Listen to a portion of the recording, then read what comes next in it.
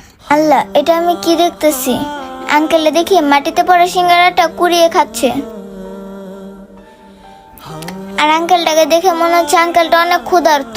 আর তাছাড়া আঙ্কেল তো সকাল থেকে এখন পর্যন্ত একটা সিঙ্গারাও বিক্রি করতে পারেনি। একটা কাজ করি, চিপগুলো সব ফেরত দিয়ে আঙ্কেলের কাছ থেকে সবগুলো সিঙ্গারা কিনে নি। হায় আল্লাহ, সকাল থেকে এখন পর্যন্ত একটা সিঙ্গারা বেচতে পারলাম না। আজকে মহাজনের টাকা দিতে হইব, কি যে করি। হায় আল্লাহ, পেটও তো অনেক খিদাও লাগছে। এখান থেকে কি একটা সিঙ্গারা খাবো? না, এখান থেকে সিঙ্গারা খেলে তো মহাজনের টাকা দিতে পারবো না। এখানে আর একটু অপেক্ষা করে দেখি, যদি এখানে সিঙ্গারা বিক্রি না হয় তাহলে আরেক জায়গায় যাব। এই মামুনি শুনো। জি আঙ্কেল, আমাকে ডাকছেন?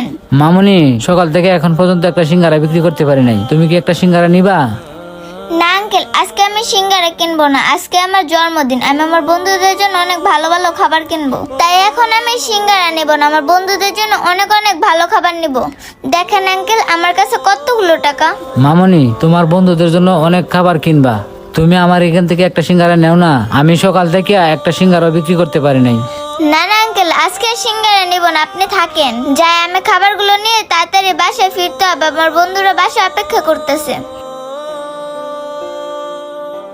হায় আল্লাহ, সকাল থেকে এখন পর্যন্ত একটা সিঙ্গারা বিক্রি করতে পারলাম না। যদি সিঙ্গারা বিক্রি করতে না পারি তাহলে মহাজনকে কিভাবে সিঙ্গারা টাকা দিব? আল্লাহ, তুমি বেচা কেনার একটা ব্যবস্থা করো। এই মুরব্বি, আপনি